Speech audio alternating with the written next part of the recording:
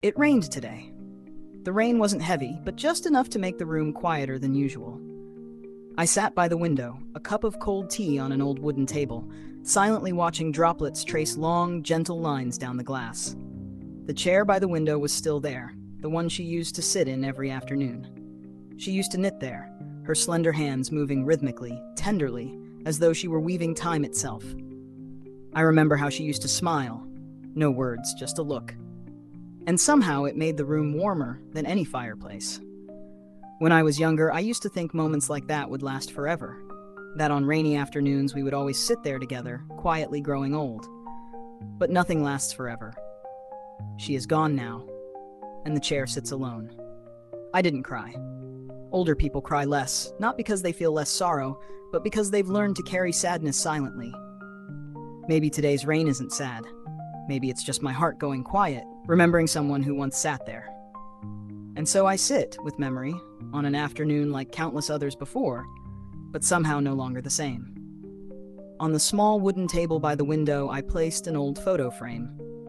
The glass was lightly scratched, the silver frame dulled by the years. Inside was our wedding photo from when we were young, the day I thought would mark the beginning of a perfect life. Remember thinking, I must become the perfect husband, strong, upright, successful. Only then would I be worthy of love. I looked at my own face in that photo, a young man with eyes full of determination. But I was wrong. I carried an invisible burden of expectations and unknowingly imposed it on those I loved. I maintained a polished exterior, always agreeable, always okay. But the more I tried, the emptier I felt. She never needed a perfect man. She only needed me, the real me, with all my flaws, wariness, and days when I couldn't be strong anymore. But I didn't realize that soon enough. Beside the wedding photo was a faded family picture. Her, me, and our 2 children. Though the photo had yellowed, I could still see her gentle, serene smile. The way she held the children, the way her hand rested on my shoulder, as if to say, you don't have to try so hard. Just be you. That's enough. Now, when I look at these photos, I don't see the golden past. I see a reminder that true love doesn't come from perfection. It comes from authenticity. And sometimes it takes a lifetime to understand something that simple. I sat on the edge of the bed, folding an old shirt. The fabric was worn, the collar faded with time, but I folded it carefully out of a habit no one reminds me of anymore. Back when I was working, I always dressed neatly, crisp shirts, tidy hair, polished shoes. Not because I liked it, but because I believed if I looked put together, was punctual, polite, dependable, then people would love me more. I believed I needed to be perfect to be accepted, at work and at home. So I forced myself into a mold. I hid my fatigue behind smiles. I buried disappointment in silence. I turned my back when I cried, believing that men weren't allowed to be weak. But the price of being strong was loneliness. I never said the things that needed saying, never shared the small hurts. And slowly, the distance grew between me and those I loved, even though we sat together every night. Now, with everything behind me, I look at the shirt in my hands and feel an empty kind of peace. I understand now. What brings people close isn't pretending to be fine. It's daring to admit when we're not, and still being accepted. I finished folding the shirt and placed it in an old wooden drawer. A small act, but this time I didn't do it for anyone else. I did it for me, with the gentleness I'd never learned to give myself. Outside, the afternoon sun fell like smoke. I sat there, my hand resting on hers, wrinkled, dry like old paper, but still warm. That hand once held mine in the early days of marriage. Held me as we slept, when the kids were sick, when life was a storm. Let go, and found its way back when we both forgot how to talk to each other.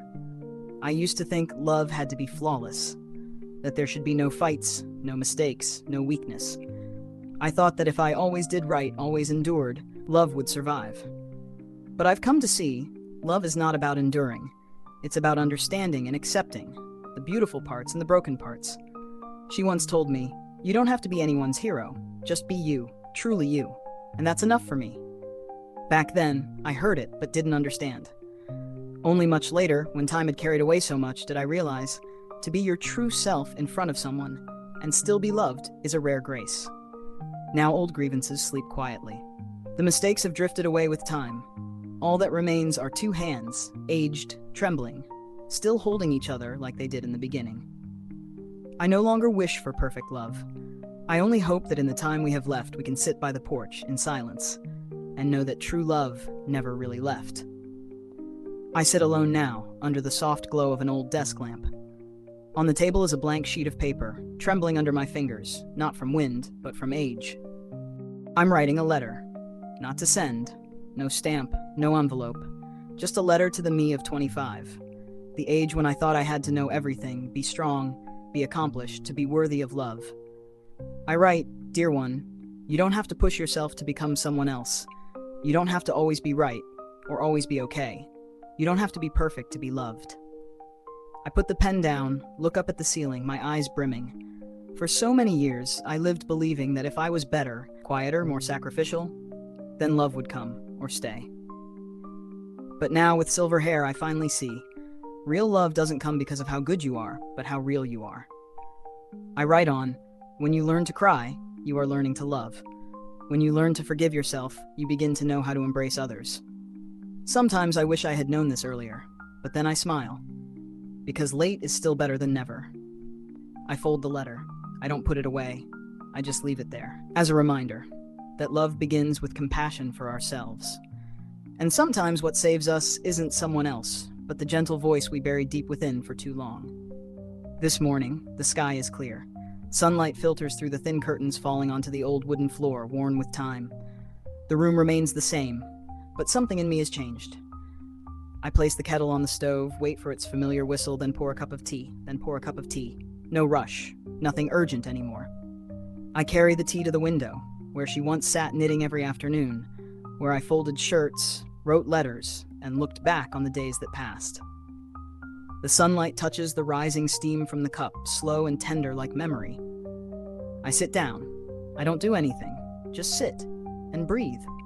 I don't think about what I did wrong. I don't regret what I didn't do. I only think I'm still here, I'm still alive, and I can still love, even if there's no one left to call her.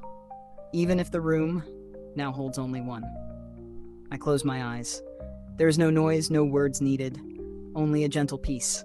The kind I spent a lifetime chasing through noise, effort, and hiding. Perhaps the final love in life isn't someone who arrives to complete you. It is when you can sit alone in the morning light, watch the steam rise from your tea, and whisper quietly to yourself, "I have loved, I have been loved, and that is enough."